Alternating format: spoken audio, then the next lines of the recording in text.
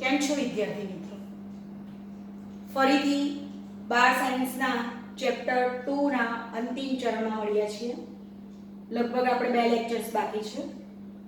Chapter 2 સ્થિત વિદ્યુત સ્થિતિમાન અને કેપેસિટન્સ, જેમાં આજે આપણે બે ઉદાહરણ જોઈશું. ઉદાહરણ 2.9 અને ઉદાહરણ 2.10. આ બંને ઉદાહરણ અગત્યના છે. એમાંથી ઉદાહરણ 2.9 એ 4 માર્ક્સમાં પૂછાય તેવો પ્રશ્ન છે, એટલે આપણે એમાં વિશેષ ધ્યાન આપવું રહ્યું. પ્રથમ આપણે રકમ વાંચીશું, ત્યાર પછી એના આધારે આકૃતિ જોઈને ગણતરી કરતા જઈશું. આકૃતિમાં દર્શાવ્યા મુજબ 10 માઇક્રોફેરેડેના 4 કેપેસિટર, એટલે અહીં હું લખી દઈશ C1 બરાબર C2 બરાબર C3 બરાબર C4 બરાબર 10 માઇક્રોફેરેડે. કન્વર્ટ કરવું હોય તો 10 × 10⁻⁻6 ફેરેડે. જરૂર પડે તો કન્વર્ટ કરવાનું. એક નેટવર્ક 500 વોલ્ટના સપ્લાય સાથે જોડેલું છે, એટલે V બરાબર 500 વોલ્ટ. વિદ્યાર્થી મિત્રો, આટલું ફરીથી ખૂબ જ અગત્યનો દાખલો છે. આકૃતિમાં દર્શાવ્યા મુજબ 10 માઇક્રોફેરેડેના 4 કેપેસિટરનું એક નેટવર્ક 500 વોલ્ટના સપ્લાય સાથે જોડેલું છે. નંબર 1, નેટવર્કનું સમતુલ્ય કેપેસિટન્સ. હવે કોઈ પણ નેટવર્ક એટલે તો જટિલ જોડાણ, શ્રેણી સમાંતર બધું મિક્સ હોય ને એને નેટવર્ક કહેવાય. તો આપણે આકૃતિને પ્રથમ દ્રષ્ટિએ જોઈએ ને તો વિદ્યાર્થી મિત્રો આપણને આ ત્રણ શ્રેણીમાં દેખાય છે. જુઓ તો 1 2 ને 3. આમાંથી સીધું આમાંથી સીધું આમાં. આ પણ આમ તો સરખું જ લાગે, પણ એની સાથે વોલ્ટેજ સપ્લાય છે. જુઓ, એટલે C1 C2 અને C3 કેવા છે? શ્રેણીમાં છે. તો અહીંથી સ્ટાર્ટ કરીશું સોલ્યુશન. રકમ બંને દાખલાની ઘણી લાંબી છે, એટલે મેં બાજુમાં લખી દીધેલી છે, એટલે આપણે મેનેજ કરીને દાખલો ગણીશું. C1 C2 અને C3 ના શ્રેણી જોડાણ માટે ધારો કે સમતુલ્ય કેપેસિટન્સ C' છે. હવે આપણે જોઈ ગયા છે ને કે કેપેસિટરના શ્રેણી જોડાણનું સૂત્ર કેવું? 1/C = 1/C1 + 1/C2 + 1/C3. તો અહીંયા આપણે સમતુલ્ય C' ધર્યું છે. 1/C' બરાબર 1/C1 + 1/C2 + 1/C3 બરાબર 1/10 + 1/10 + 1/10 = 3/10. 1/C' બરાબર 3/10. That implies C' = 10/3 માઇક્રોફેરેડે. આપણે આ ત્રણનું સમતુલ્ય શોધી કાઢ્યું. એને હું અહીં મૂકીશ.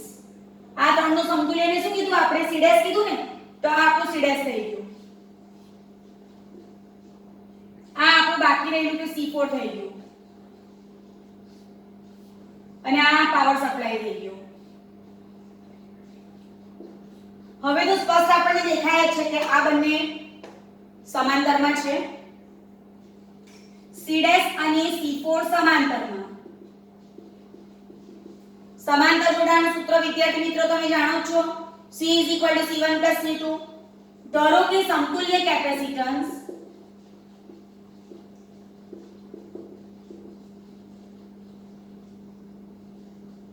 C ડબલ ડેશ છે. C double dash, C dash, C0 તમે ગમે તે સંખ્યા વિચારી શકો. C ડબલ ડેશ બરાબર કોણ છે? તો C' અને C4. C' + C4. C' કેટલું છે? 10/3. C4 કેટલું છે? 10. લસા લઈએ તો 10 + 30 40/3 માઇક્રોફેરેડે. આ આવી ગયું C ડબલ ડેશ. એટલે આ બંનેનું સમતુલ્ય શું થઈ ગયું? C ડબલ ડેશ, જેને હું અહીંયા દર્શાવું છું. આ C ડબલ ડેશ ને એની સાથે આ પાવર સપ્લાય. ખ્યાલ આવે છે? આ પહેલો પોર્શન પૂરો. ફરીથી જોઈશું આપણે આટલું, પછી આપણે ખૂબ જ અગત્યનું કામ કરવાનું છે. આકૃતિ આપણને આપી છે નેટવર્ક છે, જેમાં શ્રેણી સમાંતરનું મિક્સચર છે. દરેક કેપેસિટરની કિંમત છે 10 માઇક્રોફેરેડે. 500 વોલ્ટના સપ્લાય સાથે જોડેલું છે. નેટવર્કનું સમતુલ્ય કેપેસિટન્સ આપણને પૂછે છે. તો પહેલા આ 3 શ્રેણીમાં 1/C' ધર્યું છે આપણે.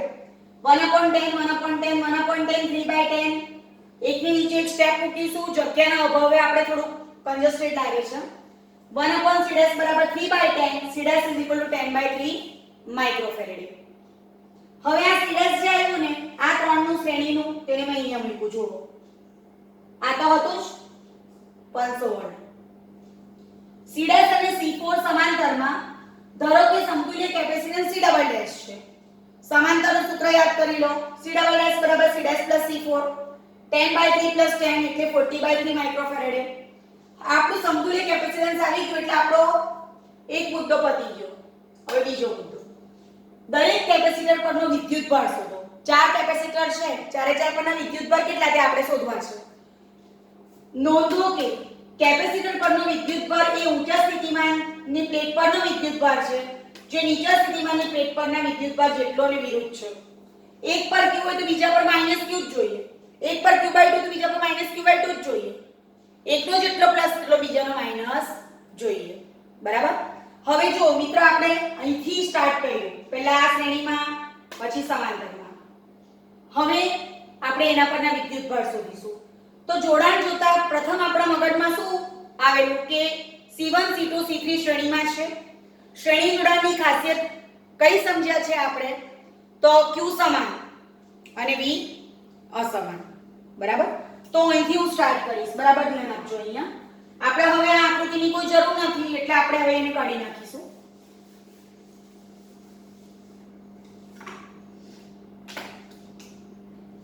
C1 C2 અને C3 શ્રેણીમાં માટે દરેક પર વિદ્યુતભાર સમાન, V અસમાન. જો વિદ્યાર્થી મિત્રો જે અસમાન છે તેનું સમીકરણ બનાવો. મેં સમાંતર અને શ્રેણી જોડાણમાં પણ તમને સમજાવેલું. V1 + V2 + V3. C = q/v. That implies V = q/c. q તો સરખો જ છે ને. V1 = q/c1, q/c2, q/c3. બરાબર. V તમારી પાસે છે V = 3q/c. શા માટે? કારણ કે C1 = C2 = C3 બરાબર. C 10 છે ને, આ 10 છે અને આ કેટલા છે? 500 છે. તો 3q = vc. q = v ની કિંમત આપણને આપી છે 500 વોલ્ટ.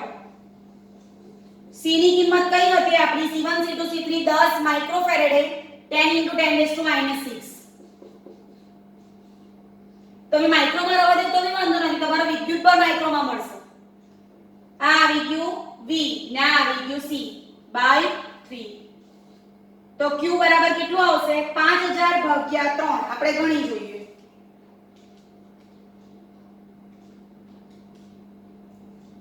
$1666.66. આ રવા દઉં છું બેઠું માઇક્રોકુલમ. હવે આ q શું છે? તો દરેક પરનો સમાન વિદ્યુતભાર ને, તો હું લખી શકું q1 = q2 = q3 = 1666. જો માઇક્રોમાંથી કાઢી નાખું તો કેટલું થશે? તો જુઓ 1 2 ને 3 મીંડા જાય. બરાબર છે. તો 10⁻³ થઈ જાય. તો 5 × 10⁻³ થઈ જશે.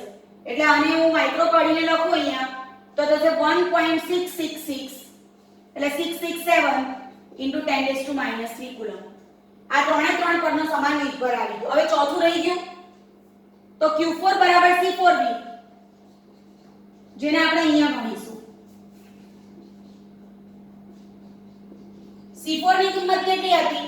એટલી જ 10 માઇક્રોફેરેડે. અને v ની કિંમત 500, 5000 એટલે 5 × 10⁻³ એટલે 5 × 10⁻³ કુલમ. ટૂંકમાં અહીં સાબિત થઈ ગયું કે ત્રણે જે શ્રેણીમાં હતા તે પ્રત્યેક પરનો વિદ્યુતભાર થઈ ગયો 1.667 × 10⁻³ કુલમ અથવા આટલા માઇક્રોકુલમ. અને ચોથું જે હતું તેના પરનો વિદ્યુતભાર થઈ ગયો 5 × 10⁻³ કુલમ. વિદ્યાર્થી મિત્રો ખૂબ જ અગત્યનો દાખલો છે, એટલે દરેકને આવડવો જ જોઈએ કારણ કે વારંવાર પૂછાય છે. હવે જોઈશું આપણે 2.10. જોડાણને લગતો દાખલો જ છે.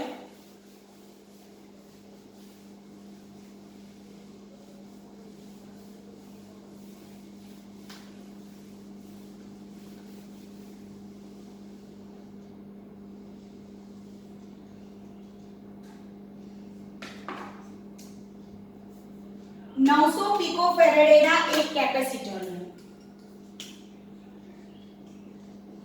પીકો એટલે શું 10⁻12 900 ગુણ્યા 10 ની -12 ફેરેડે 9 * 10⁻10 ફેરેડે 100 વોલ્ટની બેટરી વડે વિદ્યુતભારિત કરાય છે. V = 100 volt 10⁻2 volt. આકૃતિ જુઓ તમે અહીંયા 100 વોલ્ટ છે અને આ 900 પીકો ફેરેડેનું કેપેસિટર છે જેને હું અત્યારે C1 કહું છું. કેટલી સ્થિર વિદ્યુત ઊર્જા કેપેસિટર વડે સંગ્રહ પામશે? આને આપણે એ કહીશું કેપેસિટર વડે સંગ્રહ પામતી ઊર્જા U બરાબર આગલા લેક્ચરના સમીકરણ યાદ કરીશું q²/2c અને 1/2cv².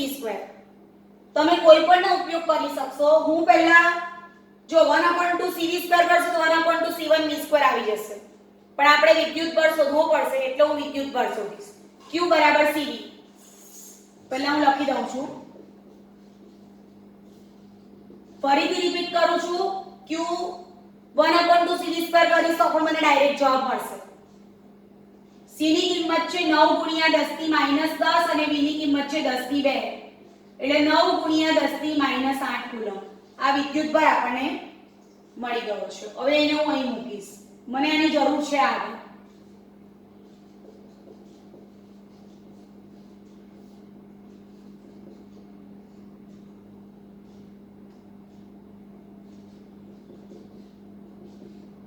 એટલે આ કેટલા થઈ ગયા? 9 * 9 10⁻16 2 * 9 * 10⁻10 એટલે 9 કેન્સલ 9/2 એટલે 4.5 10⁻16 + 10 10⁻6 ઊર્જા છે એટલે એનો એકમ છે જૂલ.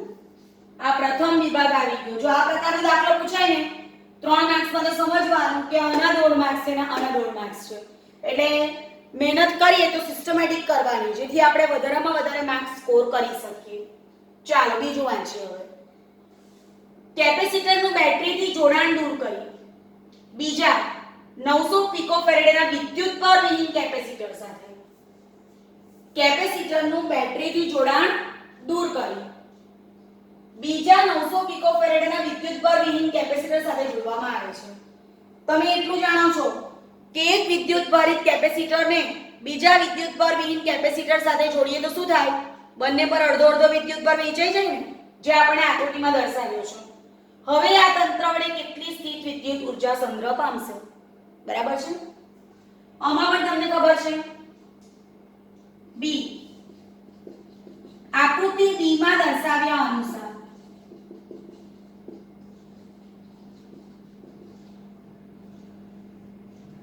ક્યુ વિદ્યુતભારિત કેપેસિટરને વિદ્યુતભાર વિહીન કેપેસિટર સાથે જોડતા દરેક પરનો વિદ્યુતભાર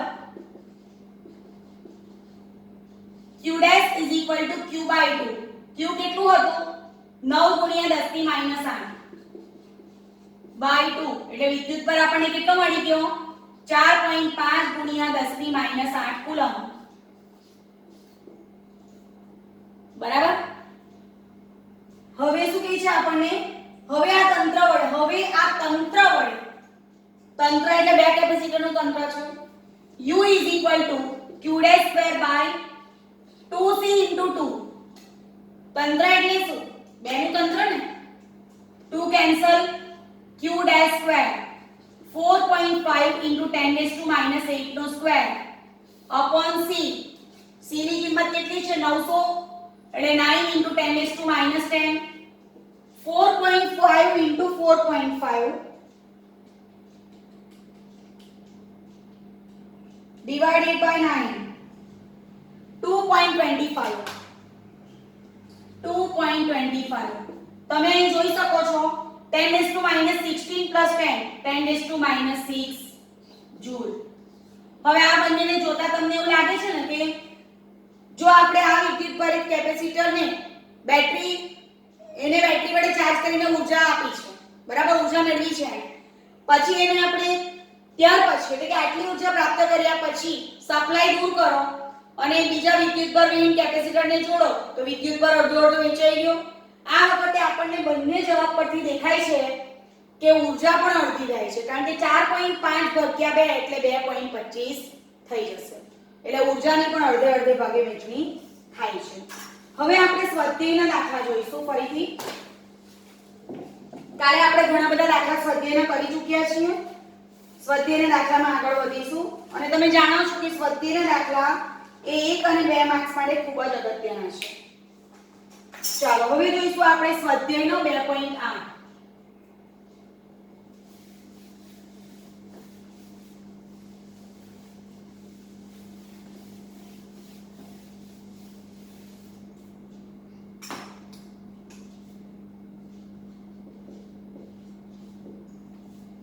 બે પ્લેટો વચ્ચે હવા હોય,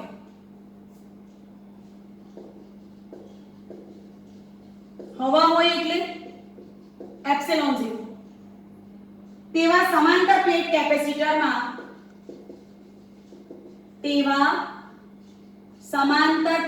કેપેસિટરમાં ટૂંકમાં લખીશું આપણે દરેક પ્લેટનું ક્ષેત્રફળ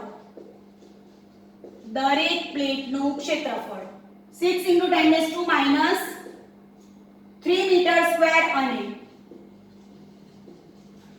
બે પ્લેટો વચ્ચેનું અંતર 3 mm છે.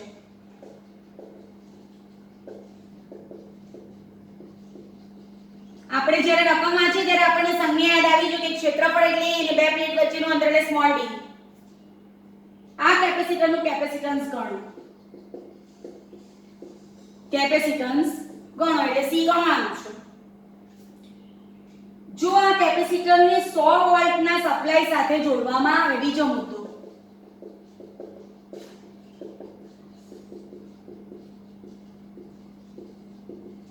જોડવામાં આવે તો તેની દરેક પ્લેટ પરનો વિદ્યુતભાર કેટલો?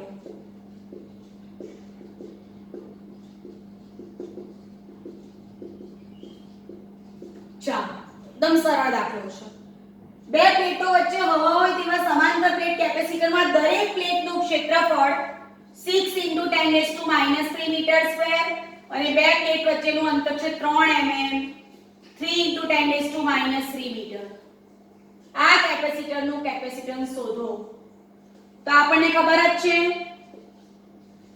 સમાંતર પ્લેટ કેપેસિટર માટે C બરાબર A એપ્સિલોન 0/d. A બરાબર 6 × 10 3 8.85 × 10 12 એપ્સિલોન 0 અને 3 × 10 3 3 દુ 6 8.85 × 2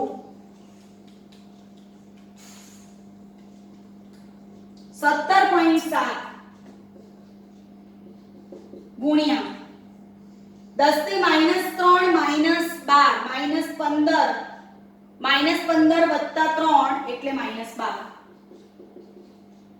ફેરેનહાઇટ. બરાબર છે. હવે તમે એને માઇક્રોમાં કન્વર્ટ કરો, મિલીમાં કન્વર્ટ કરો, નેનોમાં કન્વર્ટ કરો, પીકોમાં કન્વર્ટ કરો. અહીંયા આપણને પીકો દેખાય છે 17.7 પીકો ફેરેનહાઇટ. આ સી આવી ગયું. હવે બીજો પ્રશ્ન, જો આ કેપેસિટરને 100 વોલ્ટના સપ્લાય સાથે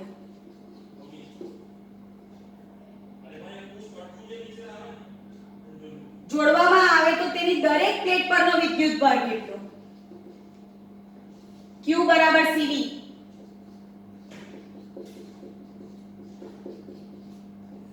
-17.7 ગુણ્યા 10 ની -10 કુલમ. આ વિદ્યુતભાર આવી ગયો. એટલે મુખ્ય સમીકરણ જો તમને આવડે તો દાખલા એકદમ સરળ છે. હવે આપણે જોઈશું 2.9 સ્વાધ્યાયનો 2.9.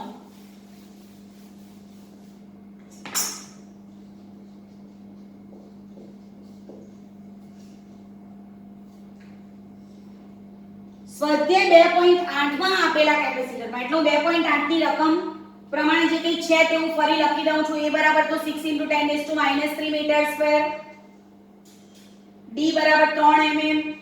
આ બધું આગલા ડેટામાં છે. અંતર આવી ગયું v બરાબર 100 વોલ્ટ. જરૂર પડશે એ પ્રમાણે ઉપયોગમાં લઈશું. ડાઇલેક્ટ્રિક અચળાંક અહીંયા 6 આપેલો છે. જોતા જઈએ ને વાંચતા જઈએ, લખતા જઈએ. સ્વાધ્યાય 2.8 માં આપેલા કેપેસિટરમાં રકમ જોડાયેલી છે એટલે આપણે લખતા નથી. 3 mm જાડાઈની માઇકા એટલે કે અબ્રકની પ્લેટ, અબ્રકની પ્લેટની જાડાઈ 3 mm એટલે 3 × 10⁻³ મીટર. ડાઇલેક્ટ્રિક અચળાંક 6 એટલે k બરાબર 6 ડાઇલેક્ટ્રિક અચળાંક છે. એટલે શું કહે છે આપણને કે પેલી જે પ્લેટ હતી ને બે તેની વચ્ચે આપણે અબ્રકનો ચોસલો મૂકી દઈએ છીએ જેનો ડાઇલેક્ટ્રિક અચળાંક છે k. આપણે જાણીએ છીએ કે કેપેસિટન્સ k ગણું થવાનું છે. કેપેસિટરની બે પ્લેટ વચ્ચે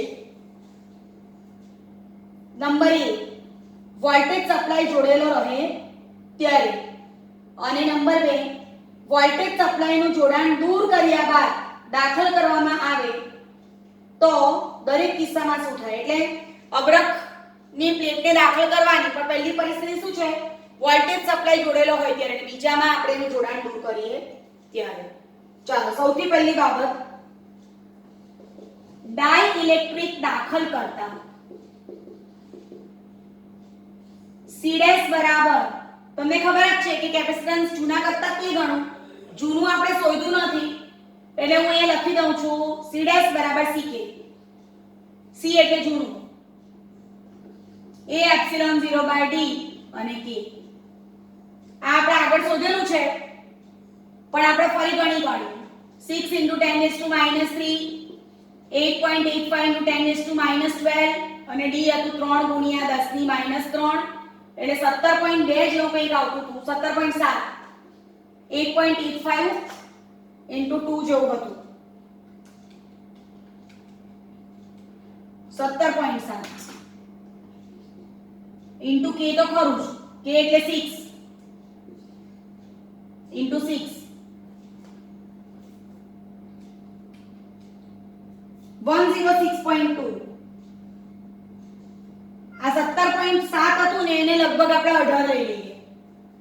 17.7 × 6 17.7 k is approximately 18 × 6 18 × 108. 108 આપણને જવાબ મળી ગયો 108 પિકોફેરેડ. જો પહેલું કેટલું હતું? પહેલું હતું જ્યારે કંઈ નથી મૂકતા ને ત્યારનું હતું 18 પિકોફેરેડ. લગભગ 17.7 લેશે તો જવાબ આવશે 106.2. એમાં પણ પ્રોબ્લેમ નથી. 106.2 પિકોફેરેડ. આપણે એપ્રોક્સિમેટલી 18 લઈશું તો 108 આવશે. એટલે કેપેસિટન્સ 6 ગણું થયું. માટે કેપેસિટન્સ 6 ગણું થાય છે. ચાલો હવે ડાઇલેક્ટ્રિક દાખલ કરીએ અને વોલ્ટેજ ચાલુ હોય ત્યારે. ડાઇલેક્ટ્રિક દાખલ કરીએ અને વોલ્ટેજ સપ્લાય ચાલુ હોય ત્યારે q' બરાબર C' v. C' આપણે હમણાં શોધ્યું છે 108 પિકોમાં આન્સર શોધ્યો તો બી વાંધો નથી, અથવા તો 108 × 10⁻12 ને v કેટલું હતું આપણું 10⁻2 108 × 10⁻10 કુલમ. આટલો વિદ્યુતભાર આવી ગયો. બરાબર? એટલે પ્લેટ પરનો વિદ્યુતભાર આગળમાં આપણે શોધ્યું ત્યારે કેટલો હતો? પ્લેટ પરનો વિદ્યુતભાર ગણીએ ને આપણે q0 બરાબર આપણે કરેલું cv, c આપણું આવેલું 17.7 × 10⁻12 આવું આવતું હતું કંઈક, અને v હતું 10⁻2 એટલે લગભગ 18 × 10⁻10 કુલમ q0 પહેલા હતો. પેલું ડાઇલેક્ટ્રિક મૂકીશું એટલે વિદ્યુતભાર આટલો થઈ ગયો. જુઓ તો ફરીથી ડાઇલેક્ટ્રિક ની મૂકેલું ત્યારે કેપેસિટન્સ આટલું હતું, તમે જોઈ શકો છો. ડાઇલેક્ટ્રિક મૂકીશું એટલે કેપેસિટન્સ k ગણું થઈ ગયું એટલે 6 ગણું થઈ ગયું. હવે વિદ્યુત બળ પર શું અસર થાય? તો ડાઇલેક્ટ્રિક દાખલ કરીને સપ્લાય ચાલુ હોય ત્યારે q' બરાબર c' v તો એ પણ 108 × 10 - 10 કુલમ થયો. જે પહેલા આટલો હતો તો વિદ્યુત બળ પણ લગભગ 6 ગણો થઈ જાય છે. બેટરી સપ્લાય અચળ છે એટલે પોટેન્શિયલ ડિફરન્સ અચળ છે એટલે કે 100 વોલ્ટ થશે. ચાલો હવે કેપેસિટરને બેટરીથી અલગ કરશો તો શું થશે? કેપેસિટરને બેટરીથી અલગ કરશો તો તે વખતે વિદ્યુત ભાર જે છે બેટરીથી અલગ કર્યું છે એટલે હતો તેનો તે જ રહેશે. કેપેસિટરને બેટરીથી અલગ કરતા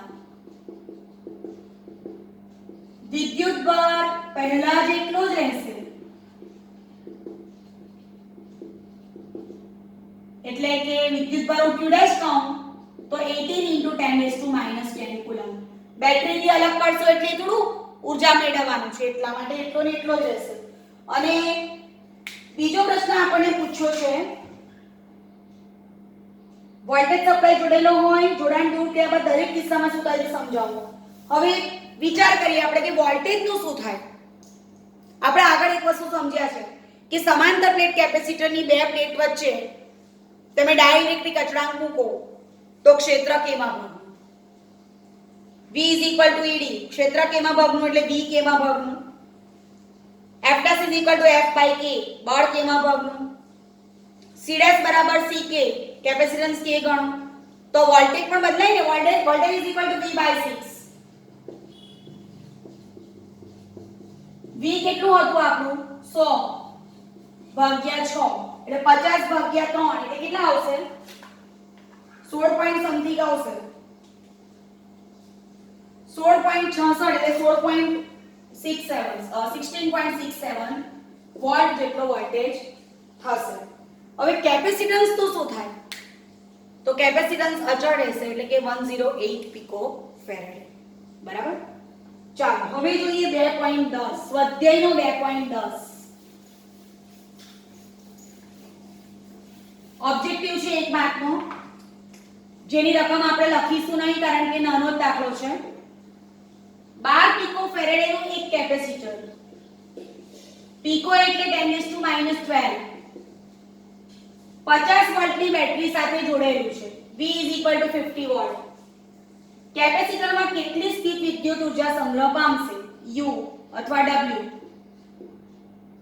U = 1/2 CV², 1/2 12 × 10⁻12 V² એટલે 50² એટલે આ થઈ ગયું 6 × 25 × 10⁻2 - 12 -10 25 × 150